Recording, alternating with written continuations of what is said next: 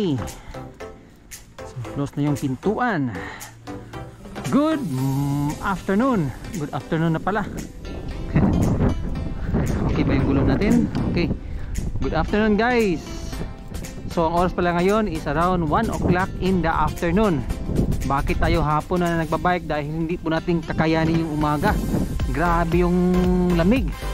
So umaabot ng mga 2 degrees Celsius na yung lamig sa umaga guys. Grabe, hindi na kaya.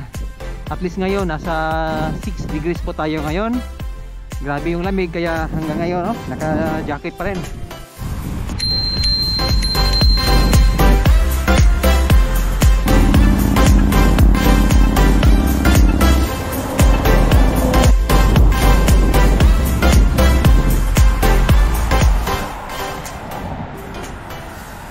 Ito naman guys, ito yung dinadaanan ng train dito. Ayan, nagko-cross doon sa main highway. So yung minsan na nakikita ko diyan, nakasakay sa train, ay yung mga raw materials at saka ng mga fuel.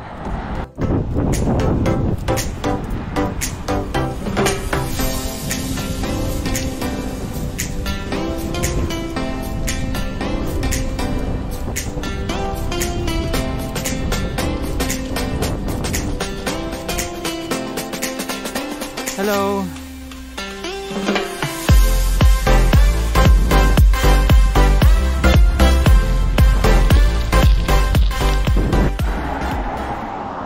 So dito na po tayo ngayon sa Woodcock Cycle Works.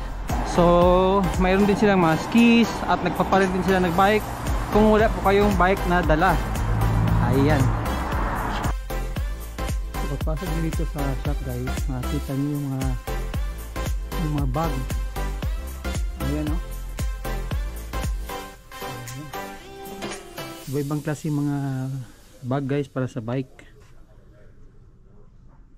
Napakarami po dito. Maraming mga model, maraming mga design. Maganda dito guys oh. $151. Maganda. Ayan. At saka yung mga saddle, mayroon din sila dito. Ito yung mga maganda sa bike packing, yung mga makakapal pang long ride. Tapos yung nakita ko mas pinakamahal sila dito, ito $449 Canadian dollars.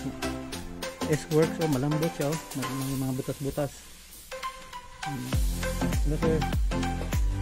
At saka mayroon din pisik. Ayan, mas malambot na pisik ah. Magkano kaya to? Wala nakalagay na price guys, pero sigurado ko mahal to. Ayan, itong isa matigas, ito napakalambot. Hindi siya foam guys, parang may mga ano lang oh. Yung ito lang, mga butas-butas. Ayan. So may mga helmet po dito. Ayan. S-Works yung mga brand, may Fox.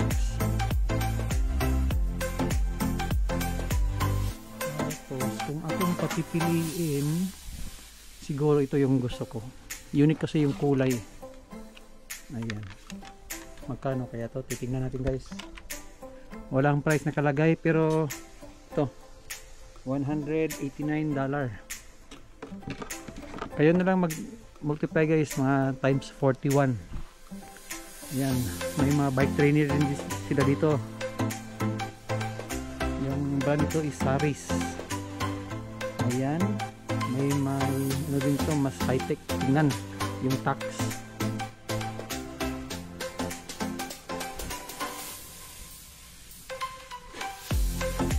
Ganda yung bike ah, old school. Tingnan guys oh. Ang price is $979.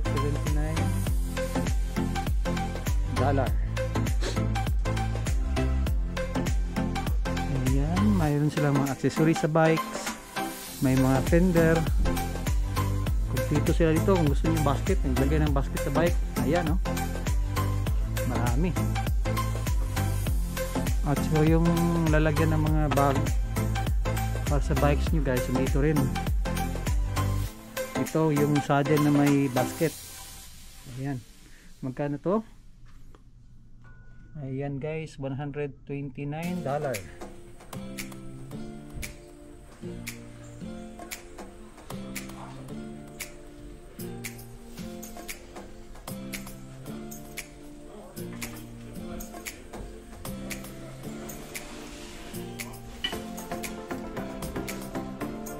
itong zip, oh. $82. Ayan, oh.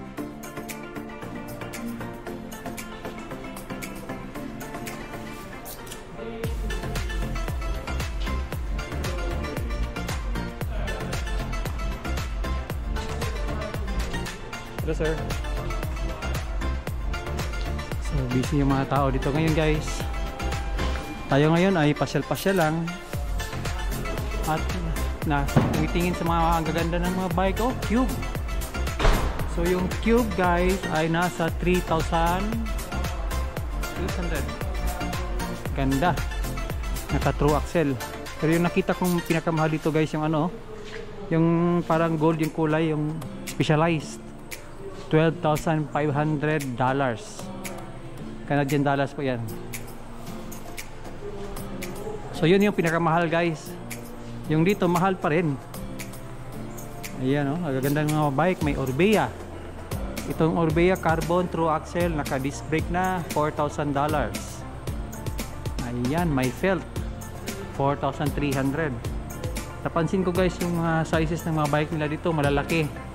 Dahil bihira lang yung ano, yung kasing tangkad ko dito. Mga ano ito, endangered species na yan dito sa Canada. Kunti na lang kami. So dito may Orbea sila, 4,300. Ganda itong DeRosa, oh. Hindi ko pa nakita, hindi pa ako nakakita ng DeRosa sa Pinas, oh. Ito naman ay magkano? 5,250. Ganda, guys. Disc brake na yan. Halos lahat ng mga bikes na dito, guys, naka disc brake na. Ito 3T. Oh, itong 3T, oh. Hindi pa ako nakakita ng ano to, doon sa Pinas. 4,600. Ito 4,400. Cervelo. Ayan.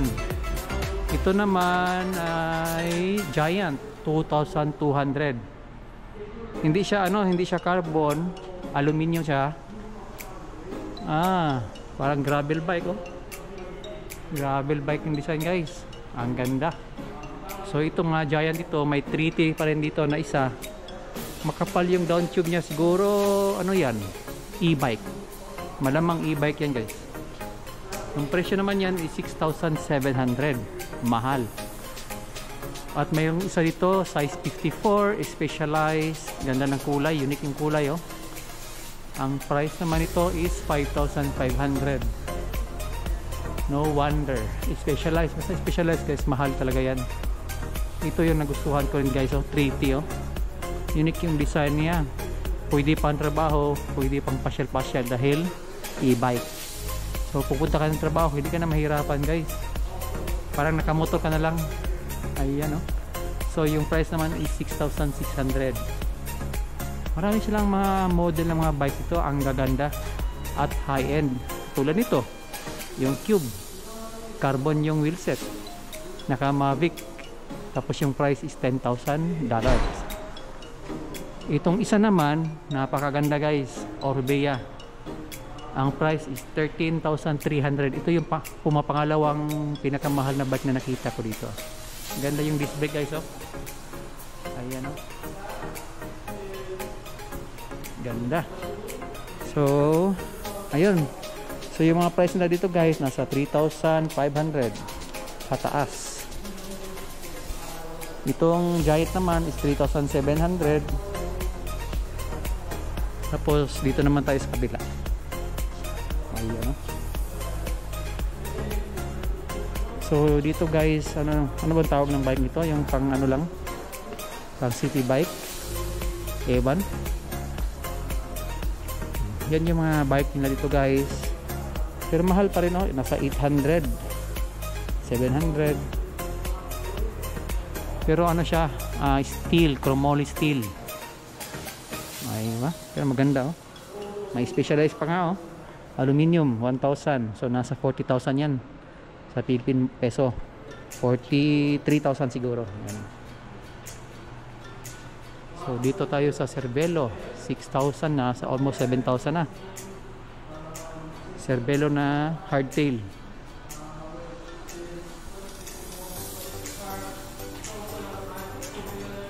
Naka SRAM GX guys.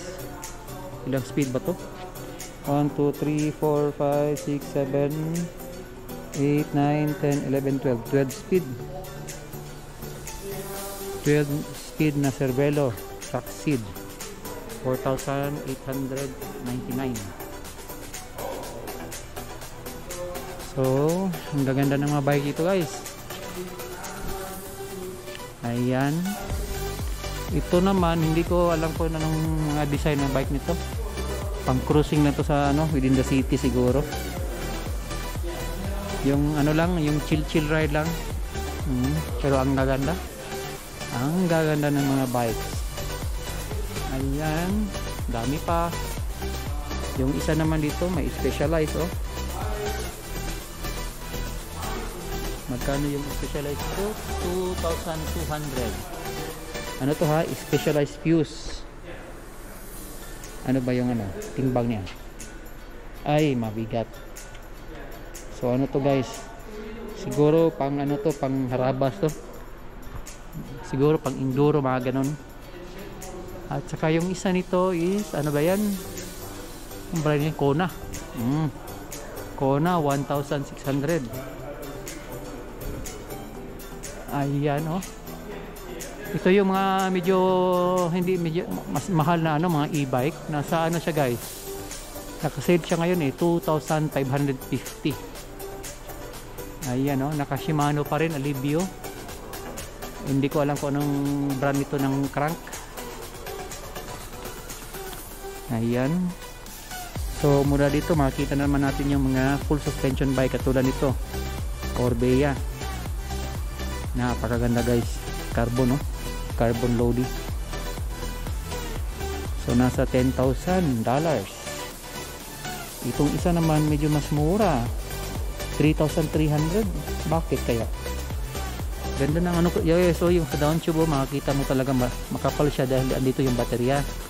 Tapos nandoon yung motor. Yung motor naman Bosch. Ganda nito. Ito yung pinakamura na e-bike na nakita ko guys. Ayan. Pero parang to pang city lang to. Yung hindi to pwede sa off-road. Ayan oh. Ano po ba yung mga ganda ditong bike? Orbea. Magkano tong Orbea na itim? 5,900 plus. Ganda ito. Ito yung ano, maganda. Full suspension na e-bike. Magkano? 4,900. Gusto ko yung kulay nito ah. Kahit sa gabi, kitang-kita ka nito. 9,000. Ito 10,000. Hello. Yeah, just checking the bikes. So mababait yung mga ano dito guys. At least hindi tayo mahiya dito na magbablog dahil hindi naman nila naintindihan yung mga sinasabi ko. Ito Cube, maganda yung Cube oh. 3,500. Okay din yung kulay. Pwede rin to ah. Pang trabaho ah. Tapos may monitor siya dito guys oh.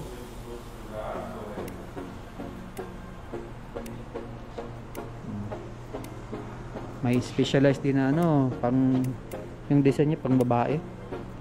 E-bike. Magkano to? $4,700. Ito, uy, may mura. 2,500 na e-bike. Live yung brand guys, Live. Ayan, napakaganda oh. At saka yung itong isa naman Specialized. Kasi Specialized medyo mas mahal siya konti sa compare mo sa iba dito. So kung napapansin nyo guys, wala masyadong mga hardtail dito guys na yung ano, yung kinukonsider nila yung weight. Siguro ang nakikita ko karamihan kasi dito pang ano eh, pang enduro katulad nito, Orbea. Full suspension bike, 3,200. Ito maganda, naka-Fox na. Fox 32. So ano siya? XC. Dahil yung 32, parang pagkakalam ko 100mm lang yung plane yan. Ay wow, dami guys. May RockShox. Ito RockShox pa rin. Ito lang yung naka-Fox, yung Orbea na full suspension bike. Dito naman sa baba guys, may specialized na extra small yung size. Oh, okay to ah. Magkano po? 1,249. Maganda siya guys, pero ang problema lang yung front shock niya. Hindi siya ano, hindi ko alam yung brand nito eh. Ayan.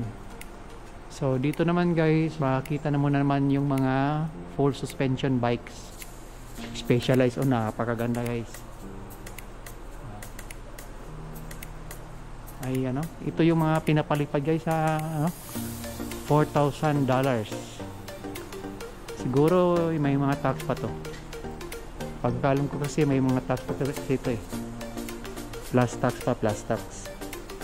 Ayan oh. So ito yung mga magagandang mga bike dito guys, naka full suspension bikes. Wala sila masyadong mga hardtail. Ito 3,500 oh.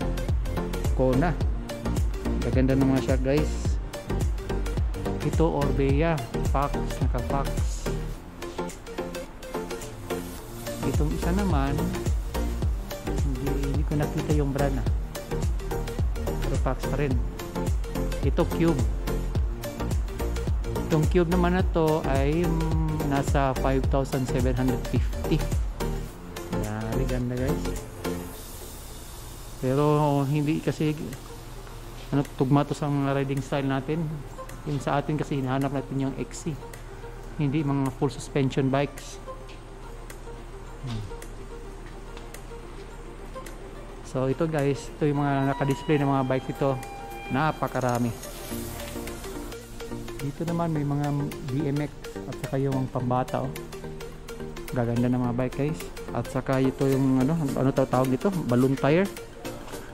Ito yung mga ginagamit doon sa disyerto ah, doon sa Qatar at saka sa Dubai. Ayan oh, lalaki ng mga gulong guys. Tingnan yung kamay mo. Compare mo yung kamay ko sa gulong. Napakalaki ng mga gulong guys. So ito yung ginagamit doon sa disyerto. Siguro dito, ito yung ginagamit during snow. At mayroon din sila kung nilalagay sa likod ng mga pick up guys oh. Ito, katulad nito, mid-size pad, 115. Oh, yung brand Race Face guys oh. Original yan. $115. May tuli from Sweden at saka yung Race Face na rin.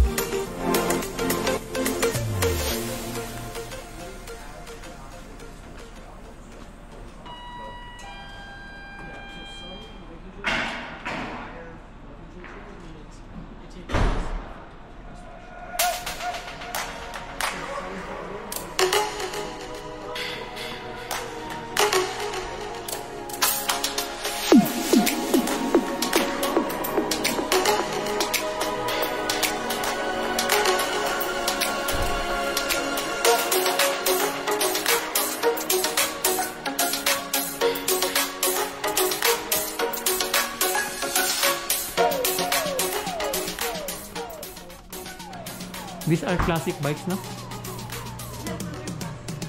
Yeah.